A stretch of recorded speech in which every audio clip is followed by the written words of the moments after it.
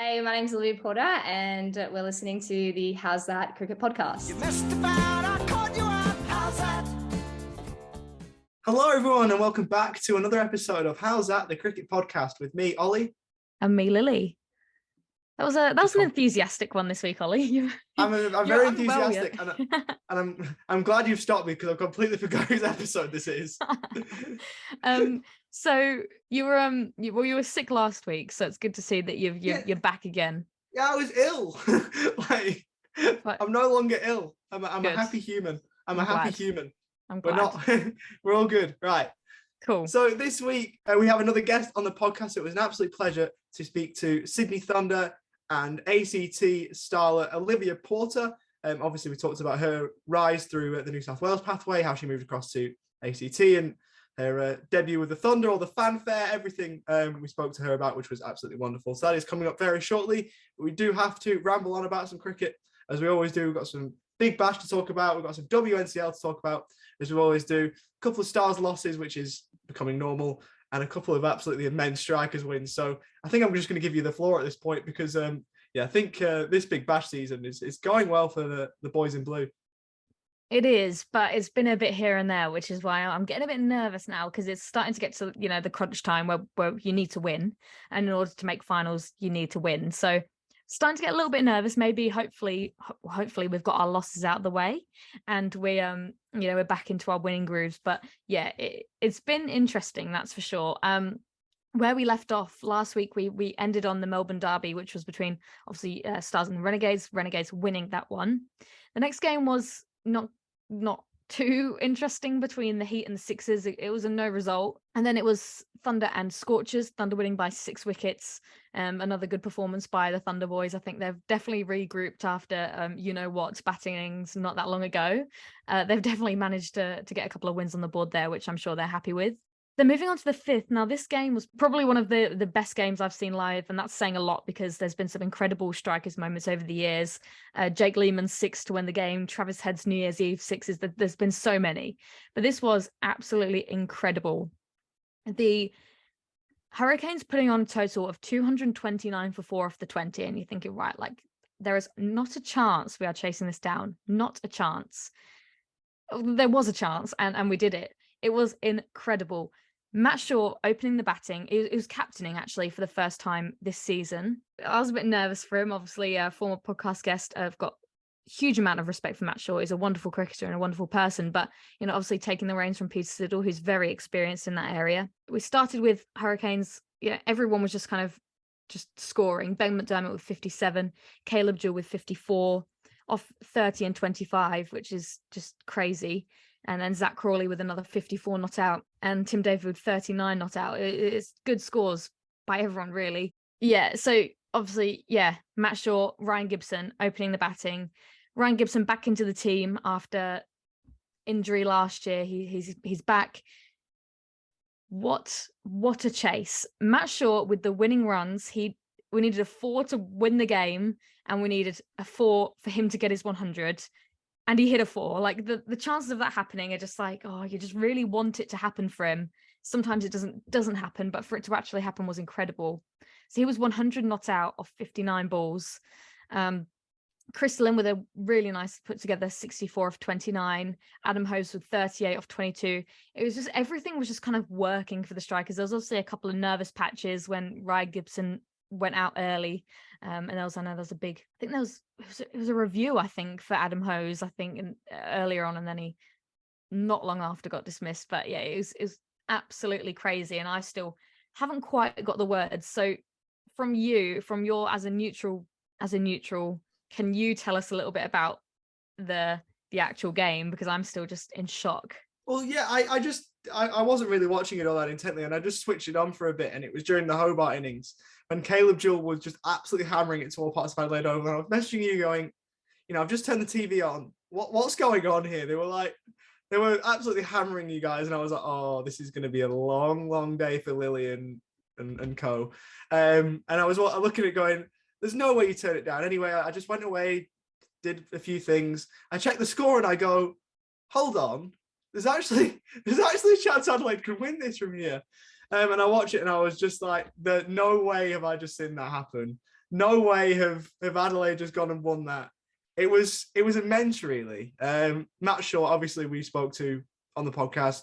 Wonderful guy. So buzzing to see him bring up 100. Adam Howe's batted well. Chris Lynn, last couple of games, he's been incredible. Like, great win for the Strikers. And the thing that I said when I came away from Adelaide Oval on New Year's Eve, I sort of said, well, you know, Adelaide lost that day, but the Strikers can really get around, or the fans can really get around the Adelaide Strikers. Like, Adelaide BBL is alive and kicking.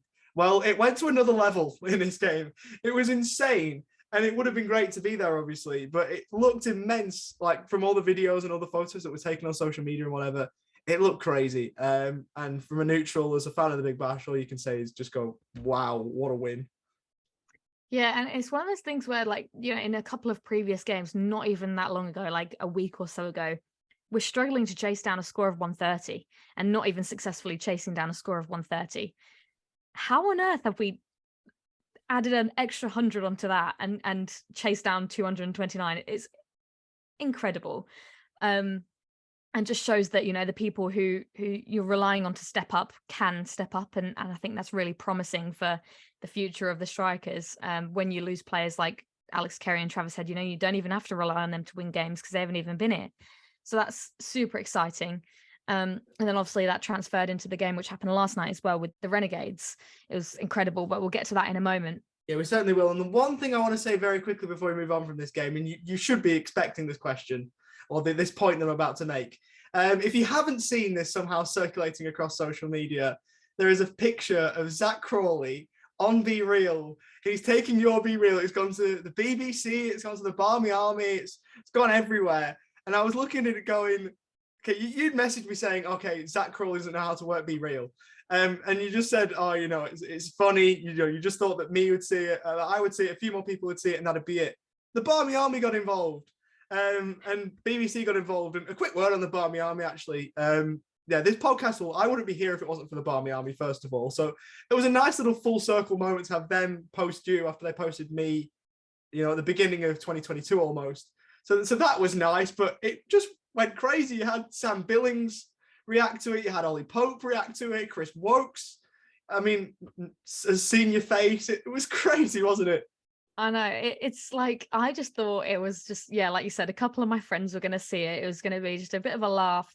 But the fact that Zach Crawley, I've kind of accidentally turned Zach Crawley into a bit of a meme. So if by any chance, I know he's obviously not a social media guy, but if this ever gets around to Zach Crawley, I apologize for turning you into a little bit of a laughing stock. But no, it was funny because I asked him and I was like, nah, he'll be a good one to get, obviously being like playing for England. I was like, yeah, let's do it. So I asked him and he was so confused. I was like, do you know what it is? And he was like, no, I actually don't know what it is. And I was like, right. So it would take a picture of you and it would take a picture of us at the same time on the back camera. And he was like, do you want me to just take a picture? And I was like, no, like, we can do this. So we did it. And obviously, if you haven't seen the picture, you can go and check it out on Barmy Army, BBC, my social media. It's a really funny one, but he was obviously not prepared for it. But yeah, it is a funny one. And I'm, you know, I guess I'm happy that it's spread around a bit. It's cool to have the BBC message you and ask if they can repost your photo. But yeah, it was an odd one, that's for sure.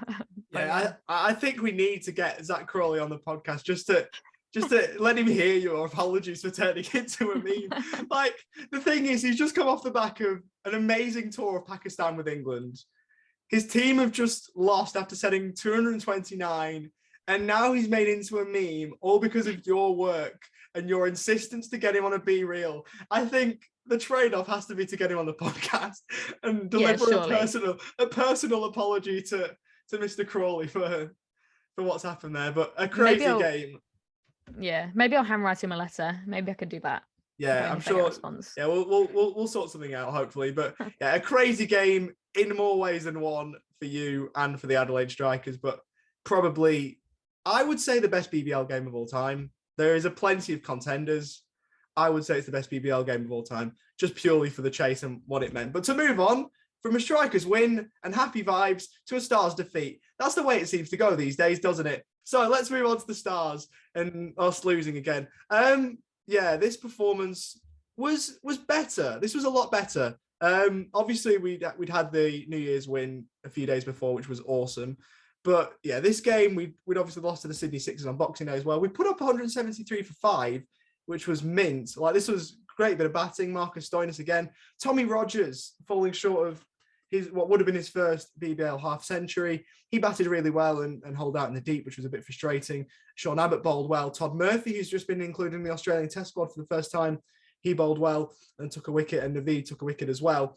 And then, yeah, the Sydney Sixers, Brian Lara is someone that I want to give a shout out here, because he was like, speaking to James Vince, he was on the mic for Fox Cricket, and he said, James Vince, love your batting. I'm expecting you to see you hit match-winning runs here. Makes 91 not out and propels the Sixers to a win. Just mental. Well batted, James Vince. 91 not out off 59. And we just couldn't quite get the job done. Another honourable defeat for the Melbourne Stars. It's been the story of our season.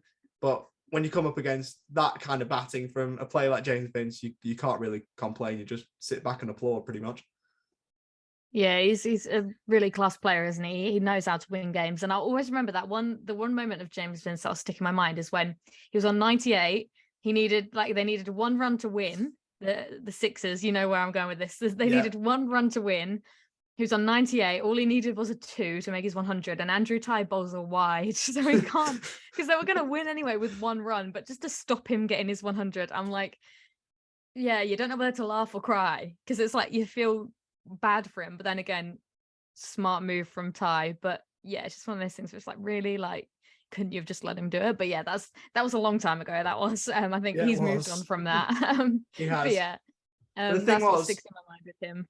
He would have. He ran himself out of time, obviously, because they won it on the penultimate ball of the innings. But he's come close to another 100 in the Big Bash and not got it. But another win for the Sydney Sixers there, and another defeat for the Melbourne Stars.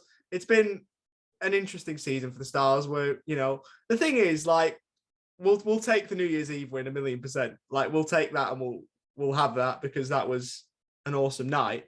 Other than that, the season hasn't gone to plan, but it is what it is. Sometimes things can't always go the way you want them to. The Renegades also got a win over the Hobart Hurricanes the following night on the 7th of January. They won that game by 6 wickets. The Scorchers had a win over the Heat then, and then the Sixers took the win in the Sydney Smash. Pretty resounding win, given how the Thunder have been since the 15 all out. They've played really well, and the Sixers have given them a bit of a beating there. And then we moved on to another Stars game, the last game that we played at the MCG as we were recording this. In fact, we were away. Disregard that. Completely ignore that. We were away in Hobart and we got beat again. We batted first, so that's why I was confused. Batted first, made 131, which just isn't enough. Hilton Cartwright with a nice 57. Bo Webster chipping in. James Seymour batted really well, who really surprised me. I was looking up the squad this week. I didn't realise that he's so experienced, James Seymour. I thought he was like 22, 23. He's in his 30s. And he's finally getting a run at the Big Bash. So fair play to him. He batted really, really well. It was good to see him get a run, 20 off 7. Nice little cameo from him. But as we've said, across the season for the Stars, another defeat. Yeah, like you said before, you take the New Year's Eve win because that's probably one of the biggest ones on the calendar. So yeah, like you've got that in your pocket, I guess, on your side. But then moving on to the next game was the Strikers and the Renegades. This was last night as we speak, which was another incredible game. Now, like I said earlier in the season, not being able to chase down 130, but setting 202. Now, this was always a bit uneasy for us because we're thinking, 200, good score. But we managed to chase down 230 the other day. So it's like, it's always, even though you've scored 200, you can never be too sure. Coming up against the Renegades, obviously, you're a little bit more confident that we could win. Only came down to 20 runs in the end, which is still quite close regarding the score that we got. Chris Lynn was the player of the match with 69 not out off his 37. Matt Short made 38 off 22. Ryan Gibson put together a little bit of a score better than what he was the last game with 24. Adam Hose with 33 and Colin de Granton with 32. So yeah, really good from the Strikers all over. I guess that everyone chipped in. Early wickets for the Strikers, which was good. Saw Marcus Harris go for 8, Guptill for 14. Sam Harper got 63, which was, they were building a nice partnership, him and John O'Wells, and it was a bit like, they could do this. We're kind of just laughing away the pain of the fact that the Renegades are scoring. But then wickets started to fall and we were feeling a lot more comfortable. with that. Good bowling from Wes Agar with 2 for 26 off his 4. Probably one of his best figures all season, aside from the Sydney Thunder game. Ben Menenti with 2 as well. An expensive 2. He went for 50 runs. A lot of sixes were hit, but yeah, a good debut for him. And Harry Conway, he was expensive. He was none for 42 off his 4, but good to see him back out there on the field. And then Matt Shaw obviously with 2 wickets as well. The exact same figures as Wes. They were both 2 for 26 off 4. So not often you see that, but yeah, just a good game for the strikers, and nice to get a win at home again after New Year's for sure. Yeah, it certainly was. Now, before we move on from the Big Bash, just want to talk about a game that's coming up. We've got the second How's That Derby of the season. So we'll briefly have a look at this. This is happening tomorrow as we record this. We're both going to be there. You'll be in the stands, and it's going to be interesting to see. If it's roles reversed, obviously I was there on New Year's Eve, and we got the win. So maybe there's an away win for you coming up tomorrow night. We'll have to see. But what do we think? Is the second How's That Derby going to go the same way as the first? Who knows? I think off our form at the moment, hopefully not. Because like you're saying, scoring 200 it's not bad, but yeah, I don't know. Obviously, you winning on New Year's, that's given you the Stars a lot of confidence. So we'll see, but it is going to be a really interesting game, and looking forward to traveling over and watching it in person. Let's see. What do you think? Well, look, obviously at the moment, no Marcus Stoinis. He's out with injury. He was a main reason. I mean, he was one of a few reasons why we won the game on New Year's Eve. It wasn't just him, but he was brilliant that night, and he's obviously not going to be there because of injury. So that's going to, not help us at all. But we're going to have to see. Obviously, both sides are capable of playing really well at their best. So we're going to have to see how this one goes. I'm going to sit on the fence here for this one. I know you want a response out of me. You want me to say, the Stars are going to absolutely, win by 10 wickets. But no, I'm going to sit on the fence, hoping for a really, really good game of cricket. Well, I don't mind you not saying the Stars are going to win. I'm not complaining. But yeah, like we said, it'll be an interesting one, and obviously that will be talked about next week. But yeah, moving on to WNCL now, we'll quickly run through these from where we left off. Tasmania got a couple of wins over Queensland, which was a tight competition, you'd think, going into it, but Tasmania won quite comfortably against Queensland. And then the game that kind of shocked everyone was Western Australia and South Australia.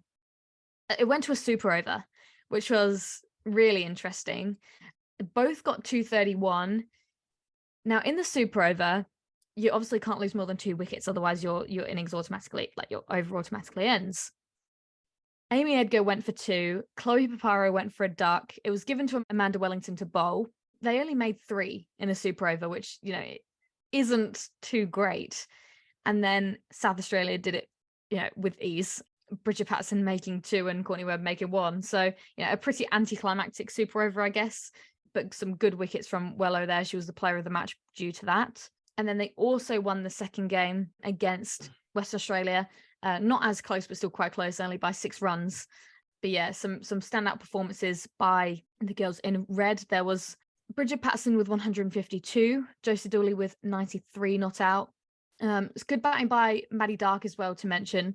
In the second game, she made 133, which is always really great to see. So yeah, good to see Maddie Dark really stand up with the bat there after we heard her talk about how much she wants to play well for Western Australia.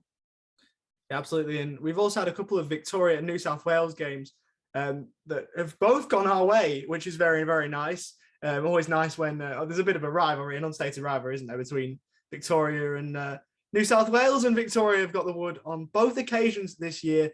88-run win for the first game, and 2 centuries for Victoria, 1 for Elise Perry, which was awesome to see, and 1 for How's That alumni Nicole Fulton, 107 not out, which was absolutely class. We were both absolutely buzzing for Nicole, obviously having her on the podcast, and I think the episode came out, the night of this game, which was very, very timely. So well done to Nicole for not only hitting the century, but hitting it on that day. So it worked really well for us. But 2 wickets went to Lauren Smith. There was a couple of runouts as well for New South Wales, and they got nowhere near in the end. It was a good total from Victoria. New South Wales, 233. 8, Sammy Jo Johnson with a nice 48, but nowhere near enough to see New South Wales over the line. And you have a look at the next game that was just a couple of days after, Victoria winning that one as well.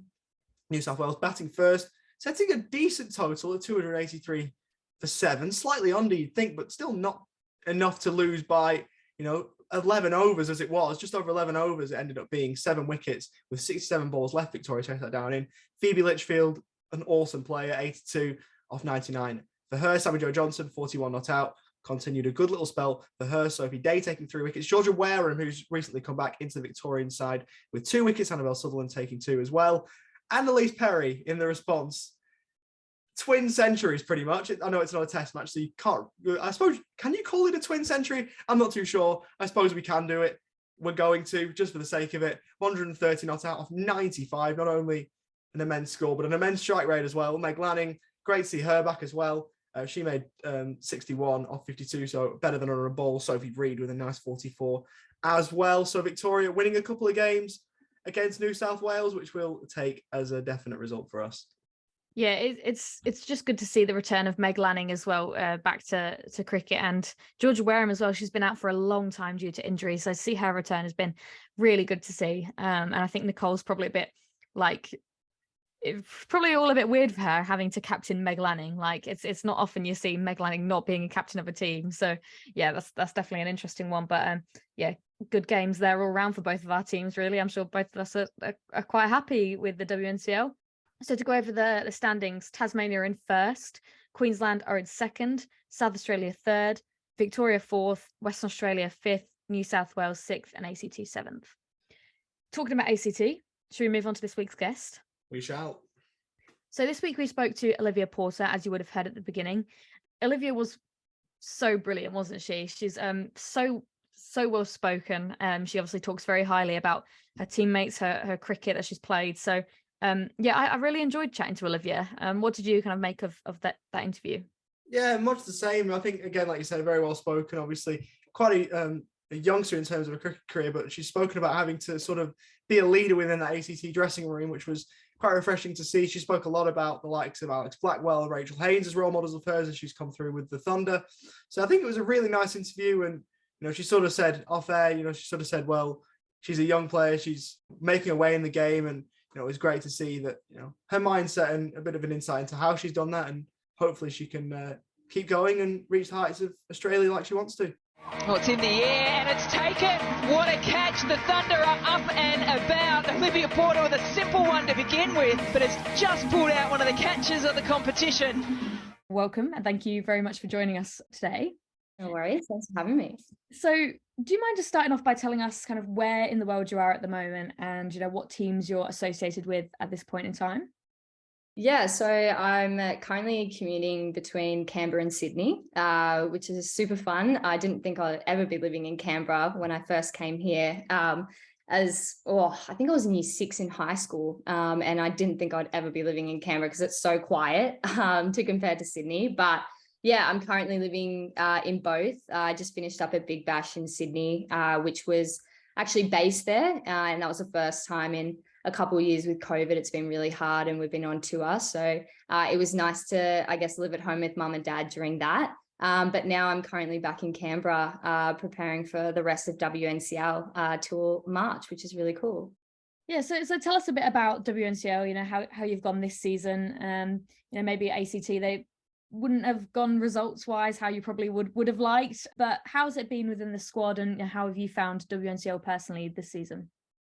Yeah, it's obviously we have a young group, but I think that's like a really cool thing because you can see the development over the next couple of years, which I think it's always hard because you want to be winning as many games as you can and that kind of thing. But I think for us, it's a long-term perspective. So even though, we've had some tough losses this season, I think like they're all going to be put in the memory bank for us in the next couple of years, which will be really exciting. But I think with WNCL extending its competition to 12 games, like that's so cool to be a part of. I think only having like 6 to 8 games at the start when I first joined it a couple of years ago, it was such a short competition, even though we train nearly all year for it. So it was really weird to kind of grasp your thoughts around it. So it hasn't been the best start to our season with 6 losses, but I know that we've got such a young group and we're really resilient. Like we bounce back quite quickly. Obviously it hurts during the moment, but our coaching and support staff have been really good for us to bounce back. So yeah. Yeah. Well, look, we'll talk a bit more about WNCL and Big Bash. We'll dive into that a bit deeper in a moment. But to go right back to the very beginning, now, how did you first get into cricket?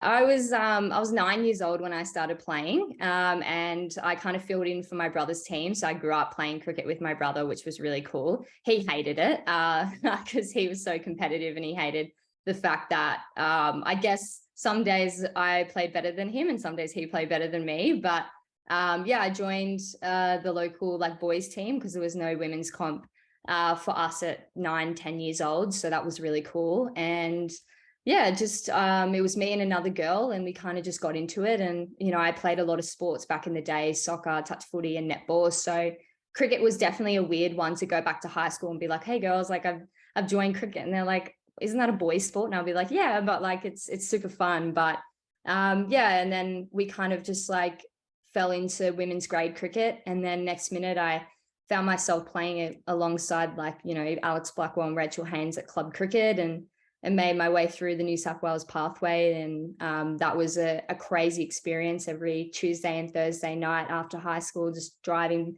to Blacktown and training for, you know, hours at a time. And yeah, and getting pulled into, you know, Cricket Australia camps in Brisbane at a young age. Like it was such a surreal experience, and you kind of didn't know where the path was going to take you at that time. But I think the beauty of it was I was just like so excited for the ride ahead and just to see where it took me. Yeah. Yeah, absolutely. And it's taking you places now, which is really good to see. But you talked about there being a little bit of a stigma with women's cricket at a certain point in time a few years ago. Now, obviously, women's cricket is rising at a rapid rate, and it's, you know, we've had World Cups and 80,000 people at the MCG. How nice it's to sort of be a part of, you know, a real, you know, massive rise in women's cricket, and, you know, how good is that to sort of, you know, be a part of that all? Yeah, it's a crazy experience. Like I remember we always used to have like lectures from the old like past players, and they kind of like set the tone of how cricket's kind of like made its way to us. And to think that the growth has changed that much for us playing now, it feels like it's growing at a rapid rate. We're starting to see like competitions like the IPL for women's and the 100, like just small competitions starting to grow, and you start to see more domestic players from like all over the country start joining your comp, and you make friends with people from, you know, different countries. It's like a crazy experience to be a part of, and you don't know how much it's growing until I guess you have time to reflect of where you were even this time last year. So it's obviously growing a lot, and that's the really exciting thing to be a part of. And you know, we can only really thank the past players that have set the tone for us to be able to take it somewhere. And I think we're always really appreciative of like the past players, and we always make note of that. And I think that's really an inspiring thing to do. And that's how you kind of like pass your wisdom and your knowledge onto the next generation, which is really cool. Yeah, no, absolutely. And you told us about the growth of women's cricket. Was that a reason that you decided to choose playing cricket over some of the other sports you were playing growing up, to say, well, right, I can be a part of something quite special here? Yeah, I think being a part of the New South Wales setup, it's such a dominating state in Australia, and they kind of put it in your mind that, you know, you can really make a difference in this sport. And I guess to see the growth of where it was at that young age, it kind of like, it just drew you in. Like I knew I was sitting there, and I used to, you know, have Leah Poulton come up and say, you know, you can play for Australia, you can do this in a few years' time. Like it was just, you just were drawn to it naturally. And I think that's where the determination, and I was always a competitive kid at a young age. So I think once you got told all these things and you were shown the way to the path, like I think I was just like, yeah, like I'm in regardless. Like obviously it was, I didn't realize how hard it would be until you're in the situation. But I think like when you sign up for it at a young age, which I kind of did at 14, 15, 16 with a lot of girls like Hannah Darlington and Maddie Dark, and we all sat in the same room and had the same lectures, and we kind of just like put our hand up and was like, yeah, let's do it. So yeah. And you've mentioned New South Wales there as well as being a massive state in women's cricket, especially. Now, obviously, you started in New South Wales and you've gone through the pathway there. Could you describe your pathway into playing professional cricket? Yeah, so well, basically New South Wales kind of opened up the different types of pathways. So being exposed to different states at nationals at a young age through under 15s to under 18s, you were kind of exposed to different environments, which was really cool. And then from there, when I left high school, I was fortunate enough to get a phone call from Olivia Thornton here at ACT and asking me to move out of home and join the professional setup here for WNCL, which I remember I was making 2-minute noodles in the kitchen and I told Mum I'm moving to Canberra, and she was like, don't be silly, you're not going to Canberra. But yeah, I just kind of like, it all happened within a month. I kind of just packed my bag. I had no idea how to cook, clean, or do anything, but all I knew is I just wanted to play cricket every day. And the thought of like getting paid to do that, it was crazy at the time. I always forget that you get paid to play cricket at the same time, but because I just don't see it as a job. Like, it's just such a cool experience, and it just makes me really happy. But yeah, I just came to Canberra and wanted to be a part of it. And I've been here for 3 years now. So I kind of am viewed as a senior player, which is so weird because I'm only 21. But like, as I said, it kind of just drew me here. And now going back to playing for Sydney Thunder, like, that's also a great experience. And that's something I've grown up always wanting to do. So yeah. Yeah, you spoke about being a senior player at 21. That just shows how young and how much potential that ACT group have got. Do you feel like you're becoming a leader now in that team? Obviously, it is quite a young side, and as we've talked about, the results haven't quite gone their way. But is it nice, sort of being viewed as a senior player? Do you feel that extra sort of responsibility in a sense? Yeah, I mean, I've always grown up being a captain of my team back in the first grade for Sydney Women's Comp. And I got passed down the captaincy through Alex Blackwell at university. So that was a really cool experience. And I kind of took it on and learned from them. So I think those natural values and characteristics have kind of drawn me in here. And for some reason, the girls seem to think that I have a bit of knowledge about the game here in ACT, which I do. I love watching the game, no matter what I'm watching. If it's Bangladesh versus Pakistan, like, I'm watching it.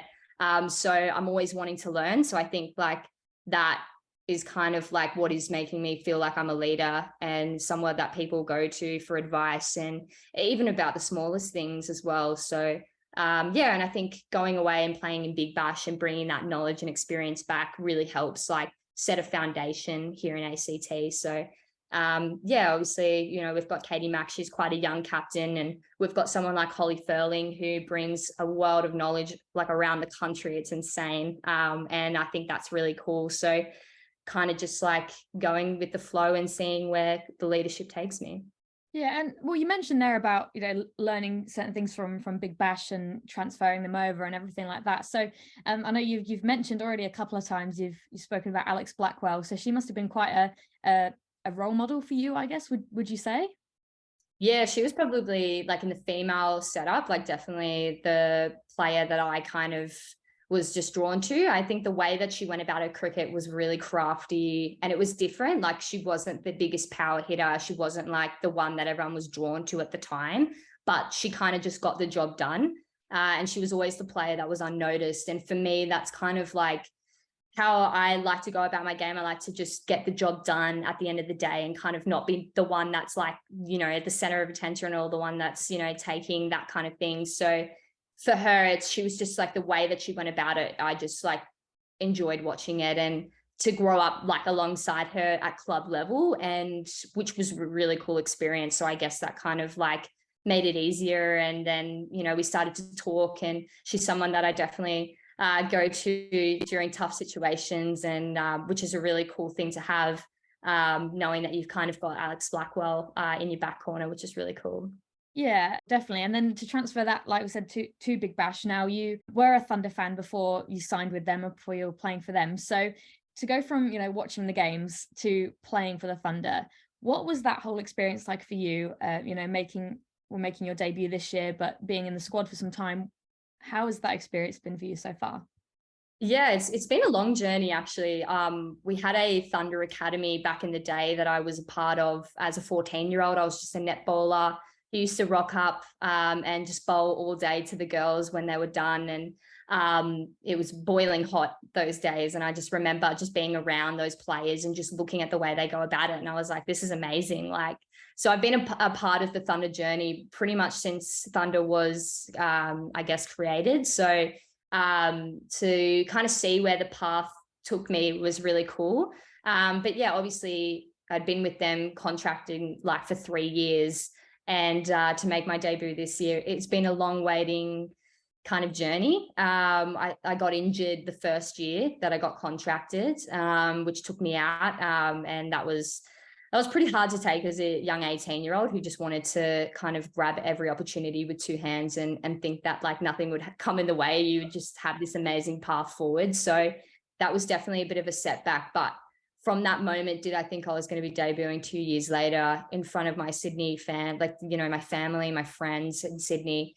No. And that's what the beauty of it. Like, that's how surreal that day was. I don't even remember what the score was half the time. Like, it was just so surreal, and a lot happened that day. I think we got attacked by the plovers, and we made like world news, which was hilarious, which was super fun. And then, yeah, it was against Hobart, and I remember it was a night game. So I had to wait all day to play, and I was hoping my body would wake up at midday. And no, I was up at like 6 a.m. just thinking about how the day was going to go. So yeah, look, it was a long anticipated wait, but like looking back now, it was definitely worth it. Yeah. Yeah, and you obviously talk about, you know, just having to kind of wait in the wings for quite some time. Now, for you, was that maybe like I guess a bit frustrating, knowing that, you know, you're there and you're ready and you're keen, and you just weren't quite getting that opportunity up until, you know, a couple of years later? Or was it, or were you, you know, completely fine with just sticking around and you knew that when your time was going to come, you were prepared for it?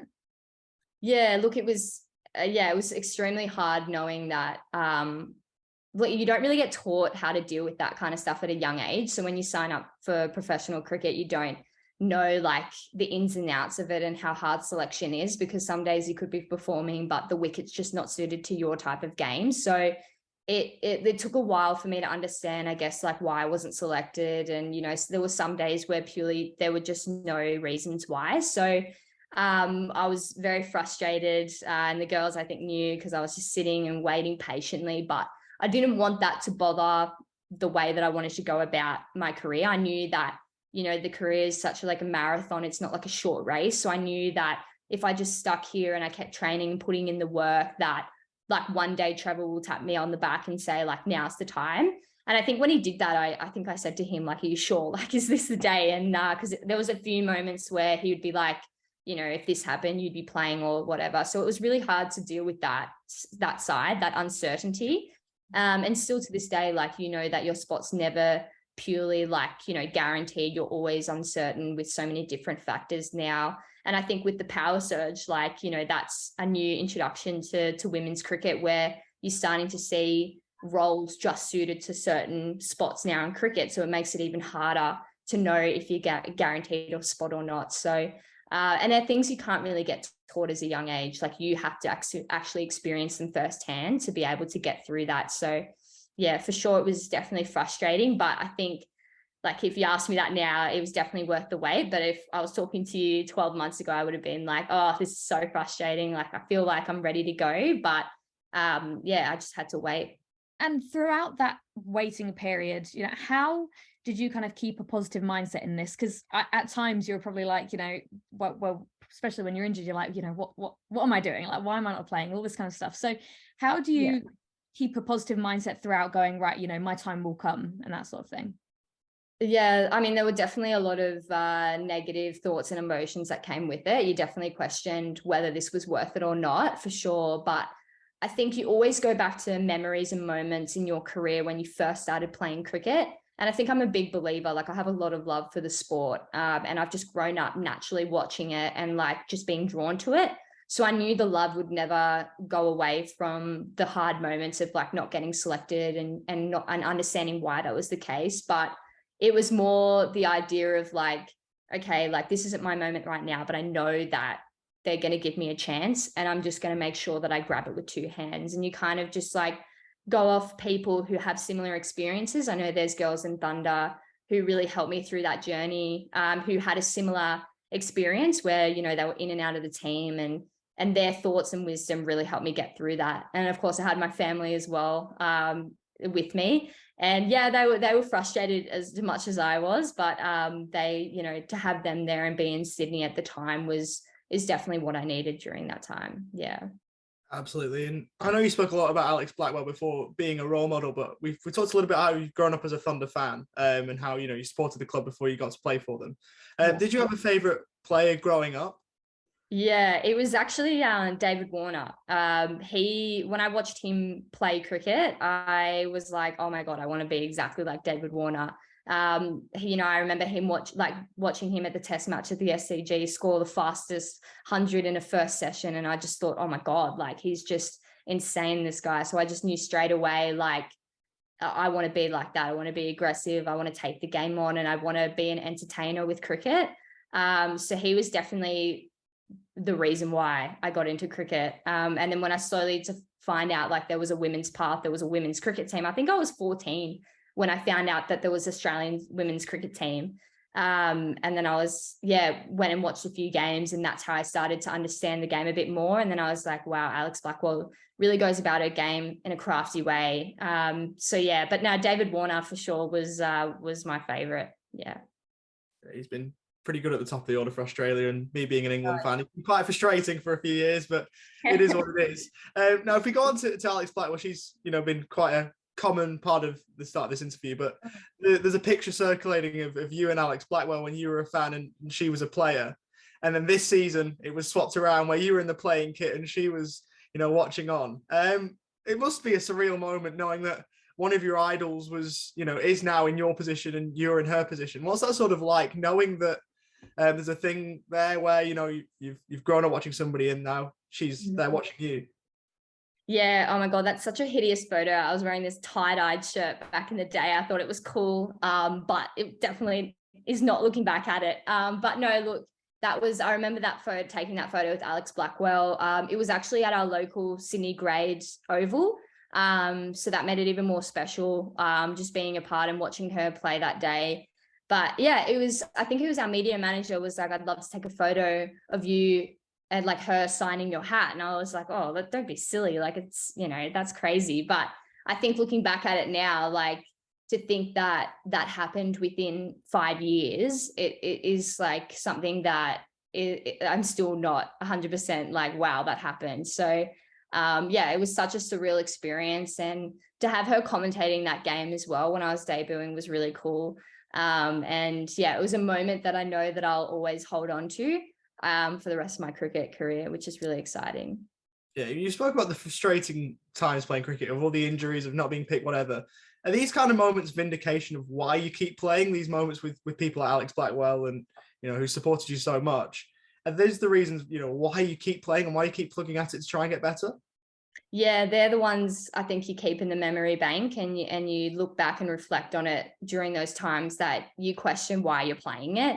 And then it puts things in perspective of how far you've come. And I think, we tend to kind of rush into our career at such a young age, especially the way that women's cricket is developing. You start to see people like Phoebe Litchfield at such a young age representing our country in India. And you think, wow, like, why, like that's insane. But I think it's like moments where you can put things in perspective and kind of like grasp your understanding of like how your journey will be is really important. And they're definitely moments where you reflect back and it just makes you feel like you've come a long way. And that's a really good feeling that you can take into the rest of your matches, especially when your team's not going well, or you might be in a form slump, or you might be questioning things. It's a really good thing to have where you can put things in perspective and really just be happy with where you are at the moment. So yeah. Yeah, absolutely. If we just shift it ever so slightly, we've talked a lot about Alex Blackwell, who is definitely a Sydney Thunder icon. Another one who would definitely fall under that bracket is Rachel Haynes, who retired at the end of the recent WBBL season. She's been an absolute stalwart of the team ever since Thunder started playing in the WBBL. What have you perhaps learned from her, maybe, that you've been able to implement and put into your own game?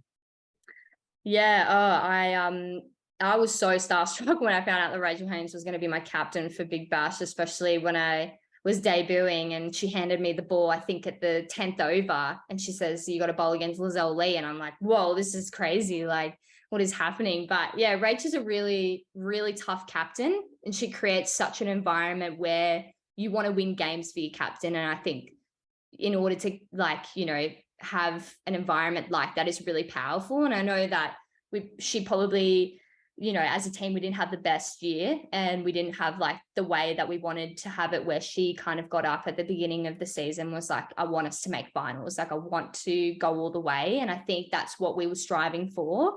But I think like we wouldn't have changed anything. She always made us believe that we could win, and win convincingly. And like, they're the moments and like the characteristics that kind of rub off on you.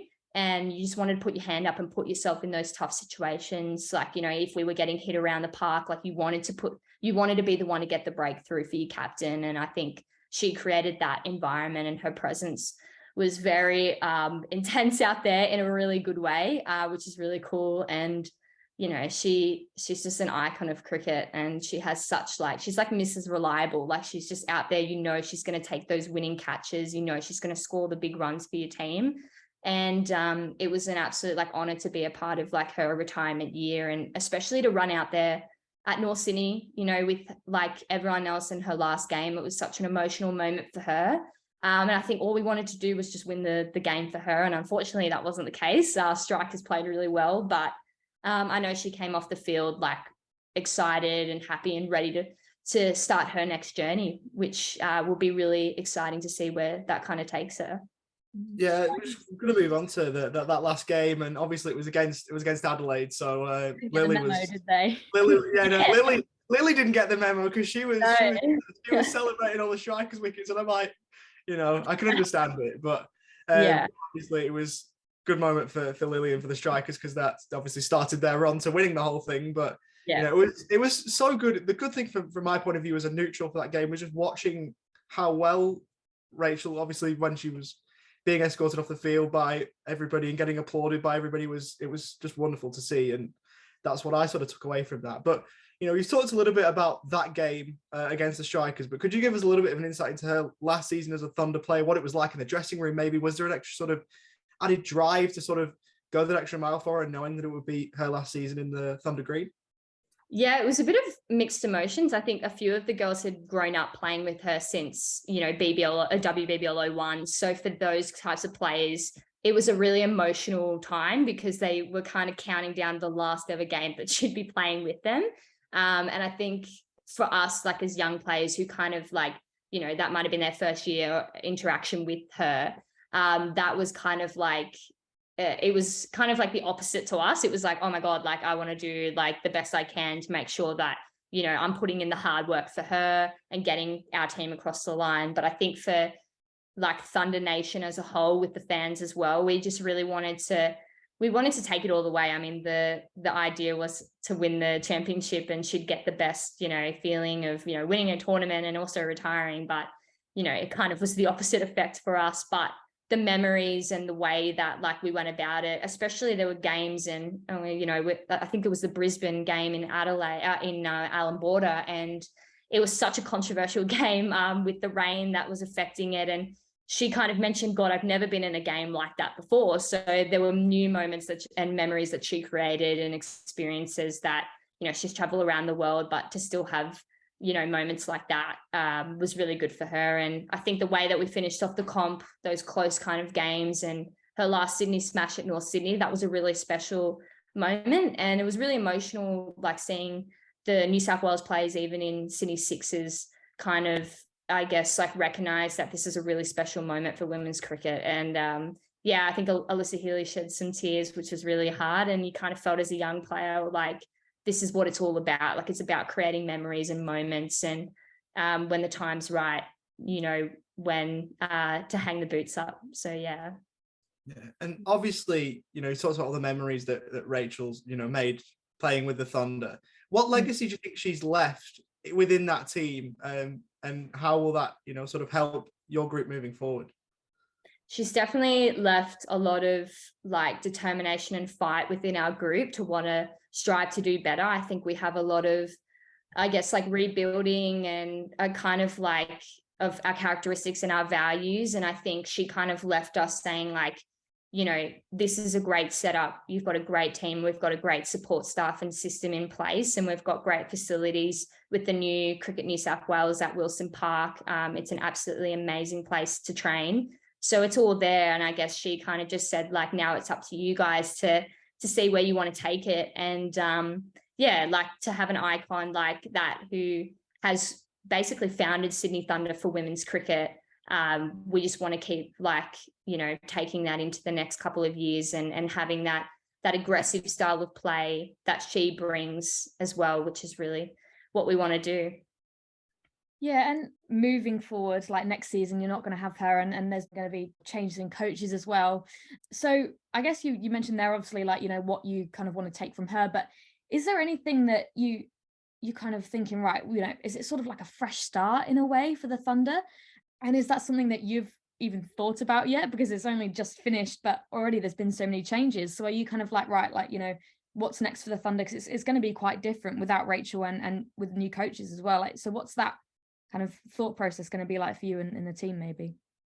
Yeah, obviously there's definitely been some changes that's happened like straight after Big Bash is finished. But I think they're all like new like challenges, and I think they're challenge like things that happen like no matter what team you're in, even if you're in a winning side team, and that happens everywhere. So I think, you know, that there's always going to be changes that happens, but I think like the way that women's cricket's heading, especially in T20 with new changes to WBBL, it's definitely a fresh start that we kind of want to go in and make our name for WBBL.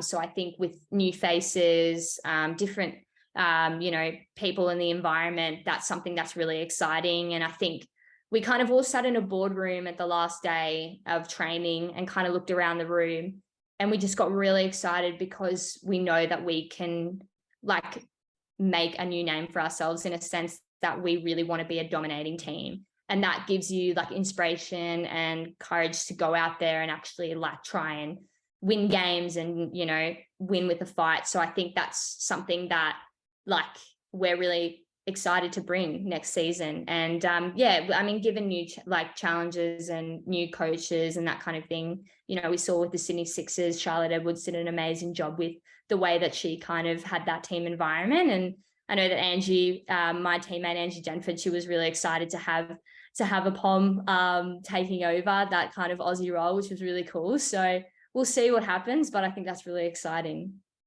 Yeah, we spoke to Angie actually, and she was talking about the posy vibes in the Sixers team with Charlotte Edwards and Anya Stroll and all that. It was brilliant to hear that inside of things. But talking about obviously the Sydney Sixers, you've got the Sydney Smash over there in New South Wales, and obviously you'd have seen so many of those games as a fan, and now you're involved, you know, playing in the squad.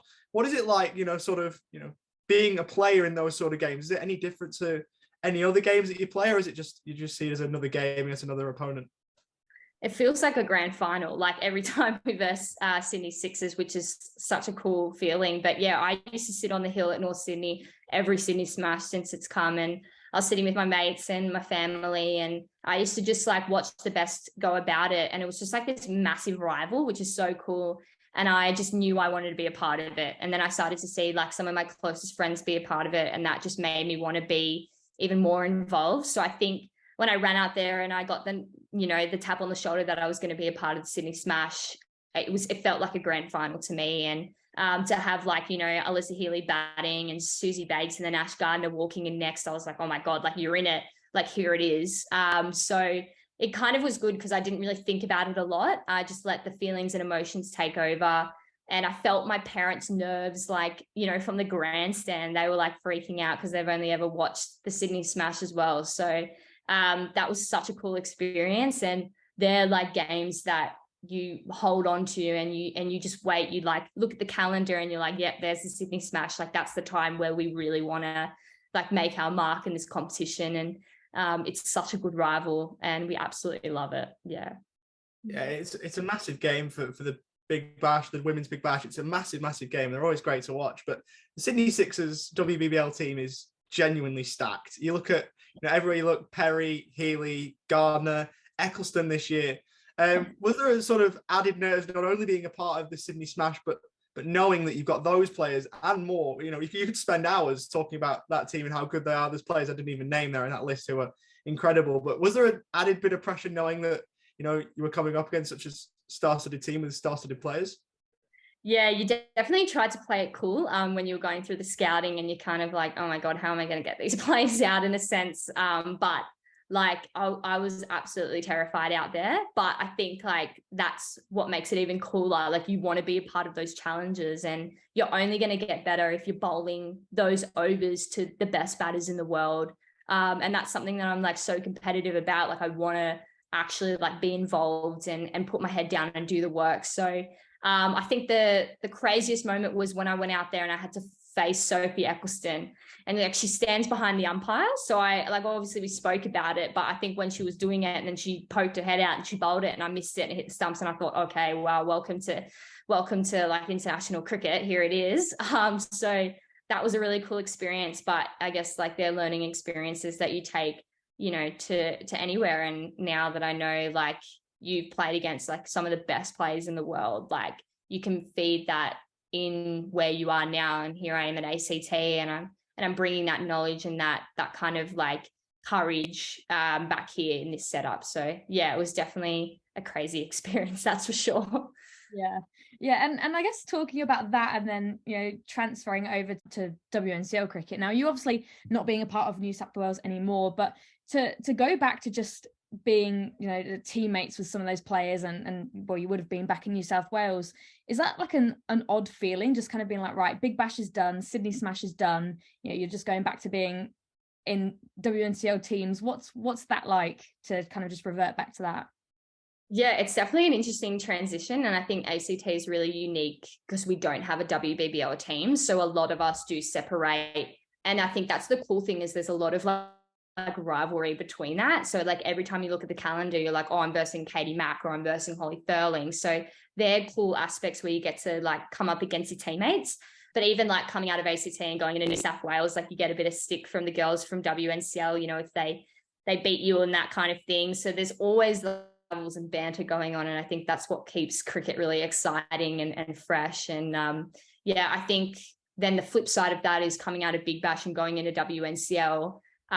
It's always hard coming back to our state because we always have that separation from a lot of players who are in Canberra base, and then obviously some who are traveling around Australia. So we always make sure when we come back that we stay connected and we do things over that period of time where we get to share each other's experiences. And I think the girls had a really good training block where they could put themselves under a lot of pressure and to come back and see those results from those girls. And I think them supporting us in WBBL, that's how we stay connected and keep that kind of like cohesion in the team in a really good state leading into WNCL, because you don't have much of a turnover. I think we had 2 weeks off and we're straight into WNCL. So yeah, you've got to make sure you keep those relationships going when you guys are separated. Yeah, no, absolutely. You mentioned earlier that you got quite a young team for ACT still.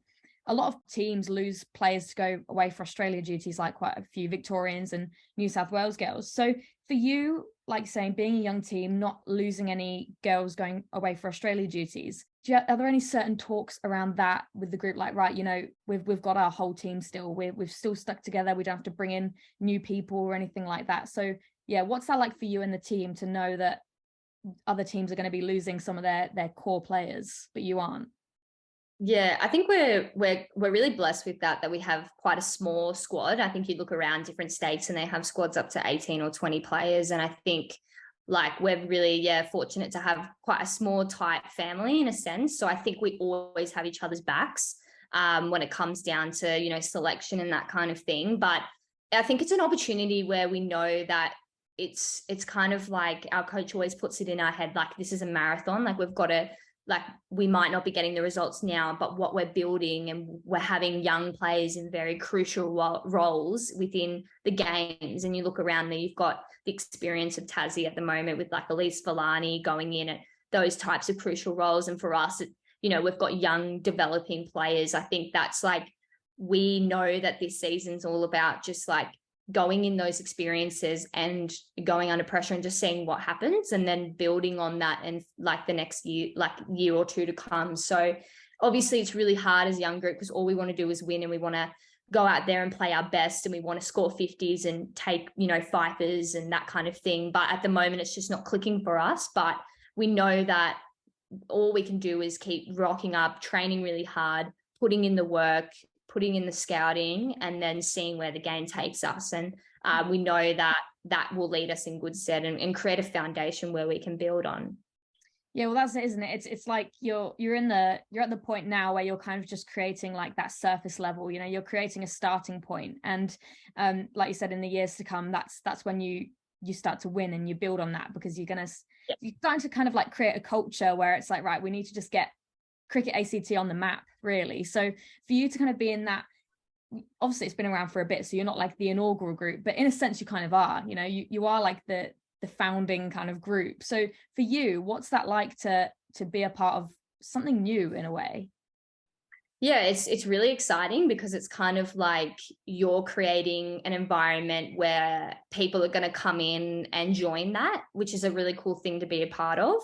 And it's kind of like your own. Like, we know as players, like, we're really we want to be a player-led type of group. So we've got our coaches, but we want to control the environment and kind of like control our values and the way we want to play our cricket. And we're really fortunate enough here at Cricket ACT where we have that really good relationship between the support staff and coaches and players. So it's really cool to think that, like, you know, Katie being a very young captain, like, you know, for her, this is just a learning experience as it is for us going in, you know, at a young age. But I think, like, with all that knowledge and kind of platform and everyone's ideas, we can kind of sit down and kind of create, like, okay, how do we make this team a winning team and a championship team in the future? Which is a really exciting thing, because then you get to that stage and you look back at this season and you think, yeah, we lost 6 straight there. But those hard conversations and the times where we had to show up training and train even harder is worth it in the long run. And I think that's what we're all striving for, and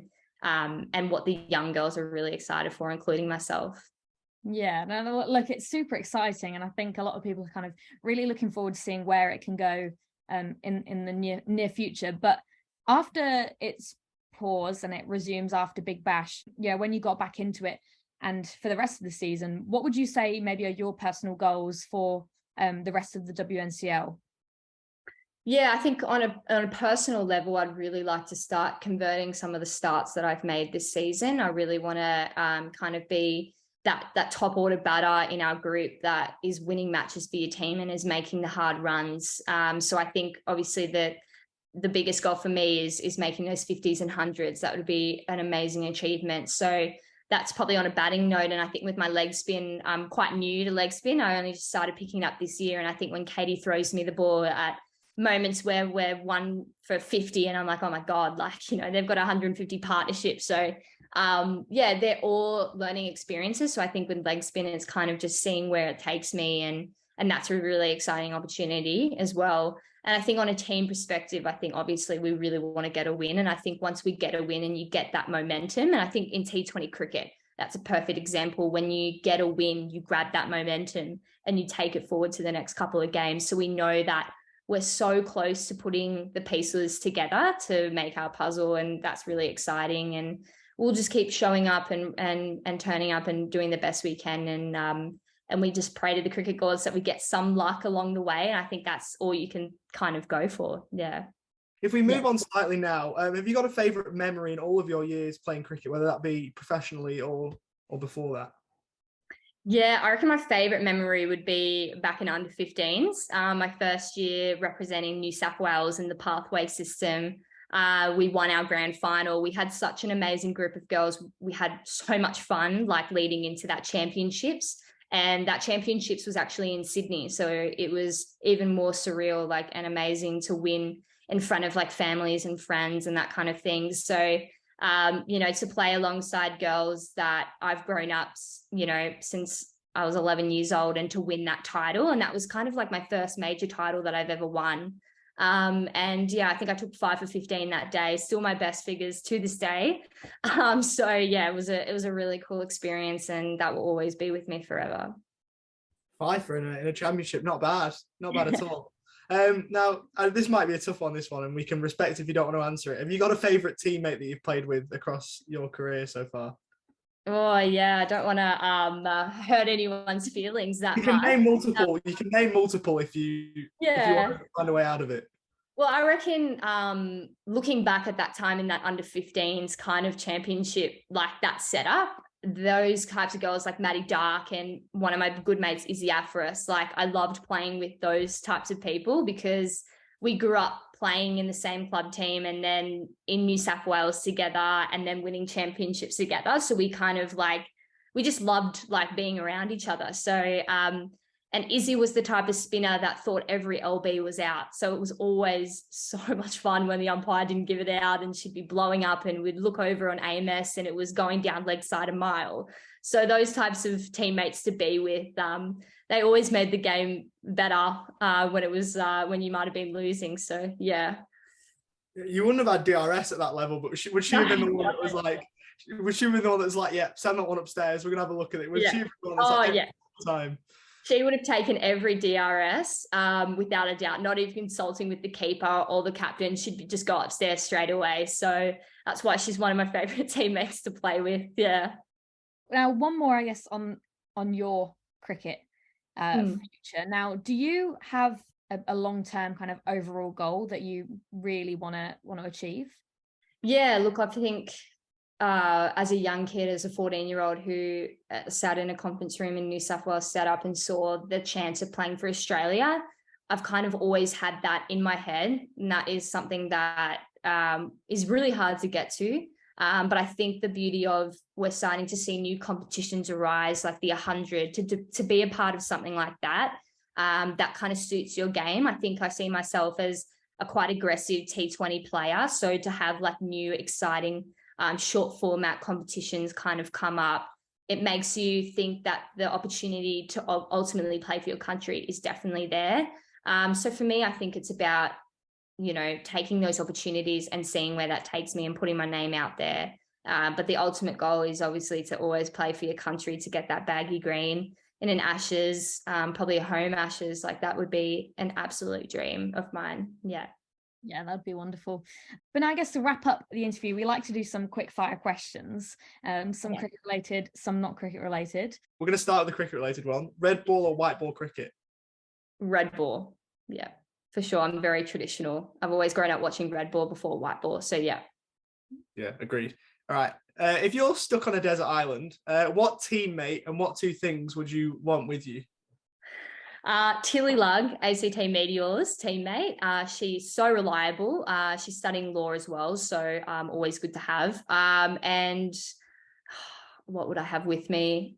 I'd have to have sunscreen because I actually die with my skin complexion. And also I'd probably have to have chocolate with me because I can't live without chocolate. Yeah, fair enough. Now you're an all-rounder, so this one's quite suited to you. Would you rather win a game? Let's say it's for ACT. You've not won a game all season, and this is to win your first game. Would you rather win it with 3 sixes or with a hat trick? Or 3 sixes for sure. Confident on that one straight away. Yeah, you're very confident. Yeah, usually it's a lot more close cut with you. So usually we get a bit of deliberation on it.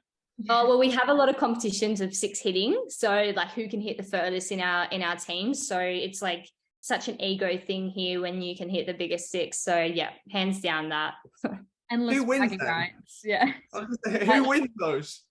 It's actually Zoe Cook's up there. Zoe Cook can hit a big 6. And yeah, she's pretty far. Katie hits a pretty big one considering she's small, but she's got a good bat. So that always helps. Fair enough. Favorite shapes, flavor? Or barbecue for sure. Yeah, not a bad call. Beach or backyard cricket? Backyard, but I had a front yard, so this is really weird. So I had a massive front yard, so it's kind of front yard cricket for me. But yeah, that's fine. That Yeah. works. Road. It's like you use no, good. Yeah, few broken windows, for sure. Yeah, especially because my brother was left-handed, so he was always in the firing shots. I was going to say, as long as you're not paying the insurance, you're fine. Yeah, no, definitely not. Pineapple on pizza, yes or no? Oh, definitely not. Oh, yeah, we can't have that. And Lily is now sad. Oh, no, there's always one. Yeah, you temporarily for about 5 seconds in Lily's bad books, but that's okay. Orange juice or apple juice? Orange juice for sure. Yeah, Okay, we're back. redemption Yeah. straight Yeah, away. Lily's Yeah. nodding. Good. Lily's nodding again. You're all good. Favorite cuisine? Italian. Can't go past like good pasta. Yeah. Yeah, fair. Right, so let's say you're on a game show, Who Wants to Be a Millionaire, that type of thing, and you've got a chance to win $1 million, but you've got to phone a teammate who's going to give you the right answer. Which teammate are you phoning and why? Hilly Lug, because not only is she really intelligent with her answers and the way she goes about things, she just knows a lot of things, which is so random. She likes to study a lot of things, so I'm phoning her for sure. Yeah, so you've got her on an island and you've got her phoning a friend to win $1 million. So she's very resourceful with what you're saying. She's so resourceful. She's that type of teammate that loves hiking, loves just doing random things, and I'm all for that. So she would be in my books for sure. Yeah, fair enough. Good call. And a final one, which is the weirdest question, 1,000,000% on this set. It's a bit of a how's that legendary question. Is porridge a cereal, yes or no? I'm going to go no, because I've grown up not eating porridge. So no. Fair enough. Yeah. Sound reasoning, why not? Yeah, that's such a random question. I love that. I don't even know how it started. It kind of was a debate, and then we're like, you know what? This could be an interesting talking point for sure. But yeah. I know we have a teammate here, Annie Wigman, who loves porridge. She's always having porridge for lunch, and it's just so weird. Like everyone's having pasta or like something, great, and she's eating porridge, and it's just too much. So maybe she's the one to find out from then, if she's a bit of she'd be the good one for sure. Yeah. But yeah, that's all the questions we have for today. Like I said, thank you so much for joining us. It's been brilliant to chat to you. And yeah, all the best with all your cricket. We'll definitely be tuning in and watching. No worries. Thanks so much for having me. Oh, it's in the air and it's taken. What a catch. The Thunder are up and about. Olivia Porter with a simple one to begin with, but it's just pulled out one of the catches of the competition. So that was Sydney Thunder and ACT player Olivia Porter. Absolutely wonderful to speak to her, as we said, off the top. And yeah, it was wonderful to hear her insight into her life as a cricketer and what she hopes to achieve going forward. Yeah, it was, like we said, brilliant person and player, and the way she speaks about her cricket it was really nice to hear. And it was nice to hear all the things she's taken from, I guess, a short career so far. She's only getting started, so to have so many lessons already and so many experiences already kind of under her belt is something that is going to put her in really good stead for the future when more opportunities arise. So yeah, really brilliant to hear from her. I'm really excited to see where she can go with her cricket in the future. But yeah, brilliant. Yeah, like we said, really great cricketer. But yeah, now let's talk a little bit about next week quickly, because next week is a super, super exciting episode. Now, next week, we're not going to have one specific interview. We're going to have a little bit of a collection, because next week will be 1 year of How's That, which is just so exciting. We're going to revisit a couple of old interviews. We're going to hear a best of bit. And we've also spoken to a couple of our very early on interviews and a couple of our fan favorite guests. So make sure you stay tuned for that. It's going to be an exciting one. If you enjoyed this week's episode, you can follow us on Instagram, Twitter, or TikTok at How's That TCP. You can send us an email at howsthatthecricketpodcast@gmail.com, or you can leave a rating on Spotify as well, which would be greatly appreciated. But that is all from me this week. Yeah, likewise, everyone. Just congratulations on a year, Lily. I know it's next week, but it's been a lot of fun to watch it all happen, and we can't wait for you to listen to next week's episode. So stay tuned and enjoy this week of cricket, everyone. How's that?